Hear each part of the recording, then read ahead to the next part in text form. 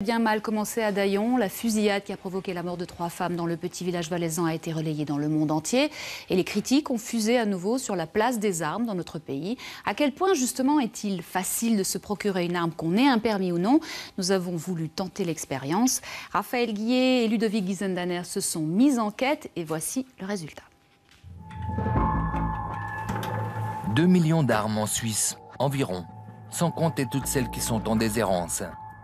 Toutes les armes qui traînent parfois dans des greniers, des vieux mousquetons ou autres, où là, on peut estimer, je dirais, peut-être à 20 000 armes sur Genève qui se trouvent un peu dans la nature. Je serai toujours inquiet tant qu'une seule arme sera en circulation puis que j'aurai pas une vue dessus. C'est logique, c'est mon travail de policier. Oh là la bête. Ouais. Si on interdit les armes, on tuera avec un marteau. Un bon coup de marteau sur la tête pour tuer quelqu'un. Si on interdit les armes, ça devient une prohibition. Donc la prohibition, ça favorisera le marché noir.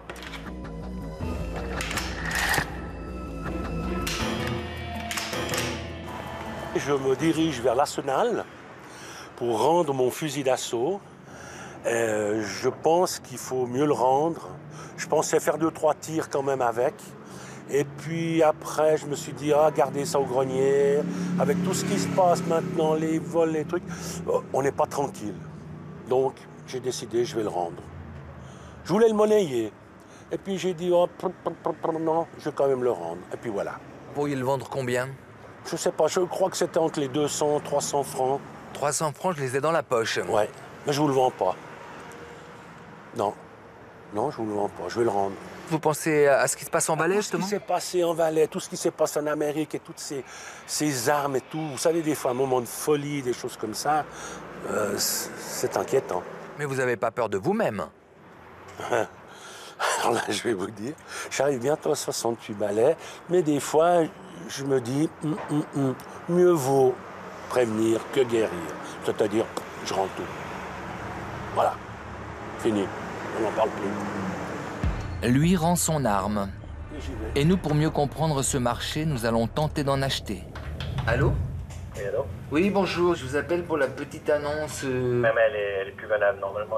Et ce ne sont pas les occasions qui manquent sur la toile. Ah, d'accord, ok. Vous l'avez vendu déjà? De long risque, ça demande un permis d'achat d'armes.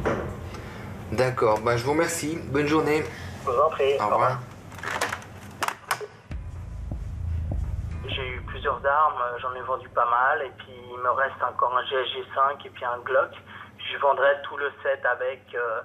Moi, j'ai pas de permis, et il me faut au moins 2 semaines. 3 à 4 coups de fil et déjà l'assurance de trouver un Colt ou un fusil dans les milieux troubles du marché gris. Il faut que vous allez à l'hôtel de police. La plupart des vendeurs insistent sur le permis de détention d'armes. 3 semaines d'attente auprès de la police, sur présentation d'un extrait du casier judiciaire.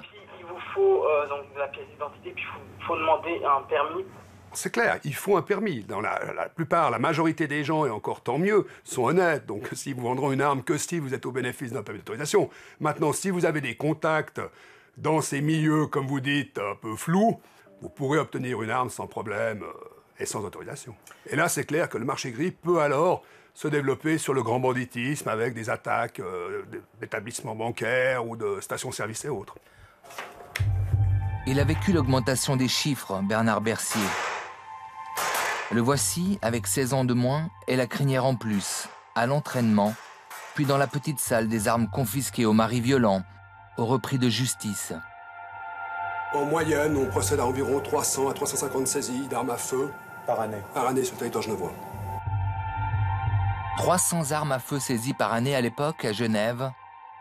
Aujourd'hui, c'est 50% de plus, sans parler des couteaux, des battes de baseball.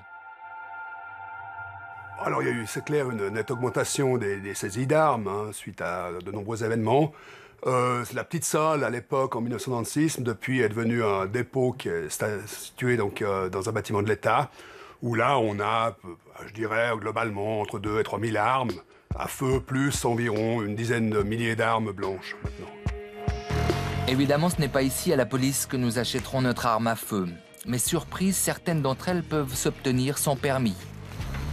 Les armes soumises, je dirais, à déclaration, où là, la personne peut acquérir l'arme, par exemple, un pistolet à lapin ou un revolver d'alarme. Le mousqueton, là. Ou un mousqueton d'ordonnance, par exemple. Pas besoin de permis, là.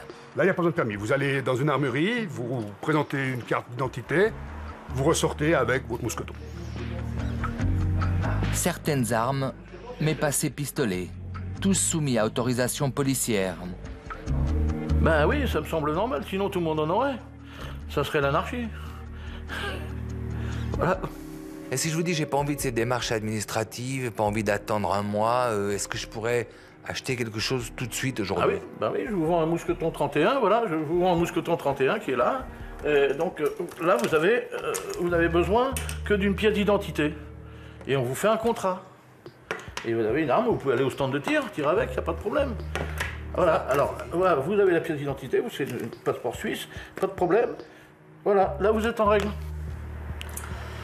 Si j'étais quelqu'un qui vous paraissait bizarre, vous me la vendriez quand même? Peut-être pas, non. Si vous avez un look un peu dérangé, ou vous savez, on les repère tout de suite, ceux-là. Hein. Vous êtes plutôt bon chic, mon genre. Ah oui, il y en a qui ils rentrent ici complètement hirsutes ou à moitié. On voit qu'ils sont un peu les yeux qui se croisent.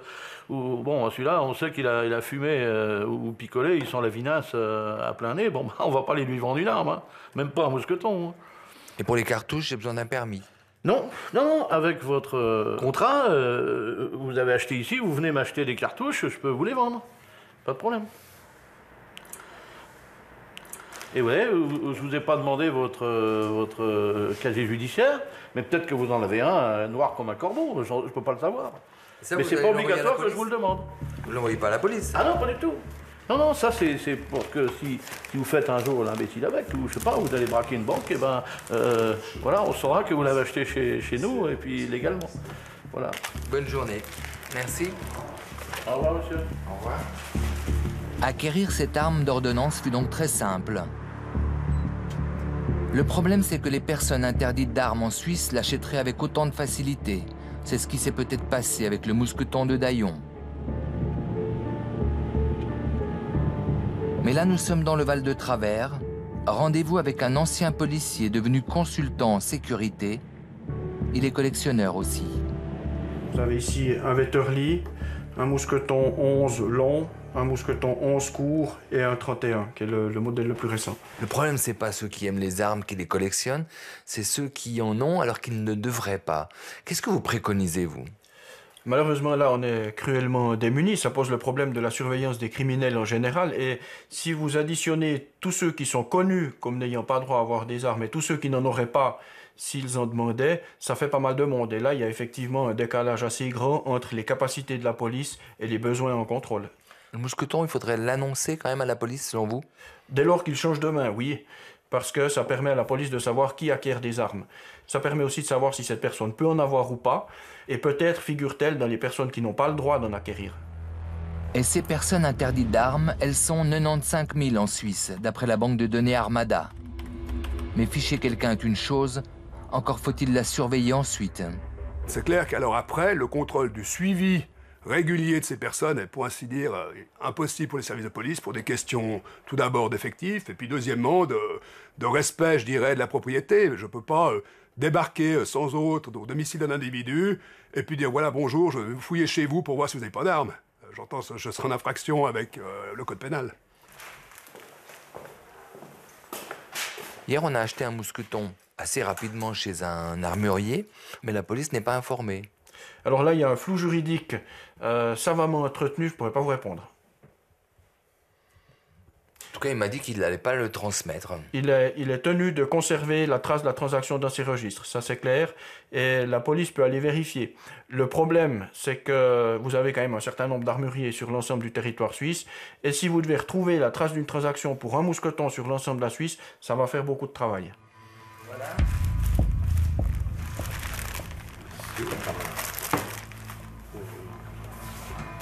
Si par exemple je commettais un crime avec ce mousqueton, la police aurait de la peine à savoir où je l'ai acheté. Je ne voudrais pas être l'inspecteur chargé de l'enquête, effectivement. Ben voilà.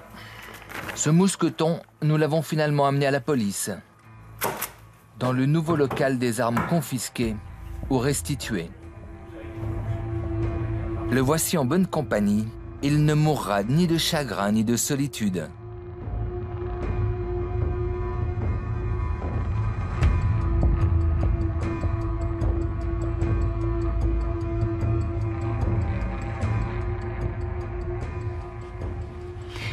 Raphaël Guillet, merci d'être avec nous. Hein. Flou artistique, nous dit Yvan Perrin dans votre reportage. Pourtant, il y a une loi. Et cette loi, que dit-elle? Il a raison quand même d'être un peu hésitant parce que la loi, elle dit que pour tout vendeur, que ce soit un armurier ou un particulier, il doit en informer la police dans les 30 jours. Entre parenthèses, 30 jours, si je suis un malfrat, ça me laisse quand même un peu de temps pour agir. Mais la loi dit 30 jours. L'application de cette loi varie d'un canton à l'autre, donc il y a effectivement un flou artistique fédéral, dirons-nous. Alors il y a ces armes dont on connaît l'existence, hein, et puis il y a toutes ces armes en déshérence. Ça m'a vraiment frappé. 20 000 armes dont on est sans nouvelles à Genève. J'ai posé la question pour la Suisse, on m'a dit sans doute 100 000, peut-être 200 000. En fait, on ne sait pas. Ça s'explique notamment par le fait que, par des raisons juridiques, entre 1999 et 2008, toute transaction n'était soumise ni à autorisation ni à information de l'autorité. Donc il y en a beaucoup, même si on se veut rassurant en nous disant que ce sont surtout des armes de collection ou alors ces armes d'ordonnance, paraît-il, moins dangereuses que les autres. Alors, ce mousqueton, en tout cas, que vous avez acheté 350 francs, je crois. Oui, il y en a à 100 francs sur Internet aussi. Donc, on l'a vu, hein, vous l'avez acheté facilement, sans permis. Est-ce que ça veut dire que c'est une arme qui est moins dangereuse que les autres? Elle est moins dangereuse qu'une mitraillette qui permet de tirer à répétition, que le fusil à lunettes hyper sophistiqué qu'avait utilisé Anders Breivik en Norvège pour tuer 69 personnes il y a 1 an et demi. Ça, c'est sûr, mais ça reste une arme de guerre. Il y a beaucoup de sang qui a été versé en Suisse romande, notamment avec un mousqueton. C'est pas parce que c'est le fusil de grand-papa qu'il ne tue pas. Alors, certaines modifications sont déjà dans l'air. Hein. On parle notamment d'un fichier central. Ce fichier, il changerait quoi? Alors, il en sera question lors de la révision cet automne de la loi sur les armes. Il changerait quelque chose en tout cas pour la police, nous dit la police, à savoir que si elle a un doute sur moi par exemple, elle pense que je vais peut-être commettre un délit, elle va vérifier si j'ai acheté des armes dans les cantons du Valais, de Zurich, d'Uri, Schwyz, Unterwald, que sais-je, et elle peut le savoir rapidement avec ce fichier central. Actuellement, ce n'est pas du tout possible. Donc un outil très utile pour la police.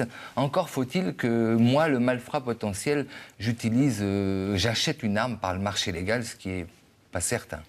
Merci Raphaël. Et la police sait en tout cas que votre arme, vous l'avez remise. Exactement. Merci beaucoup. Et le drame qui s'est déroulé à Daillon n'est malheureusement pas le premier du genre en Suisse. À chaque fois, l'émotion est vive, mais elle ne semble pas peser lourd face au poids des traditions. Pierre Bavot nous le rappelle dans Passé Présent.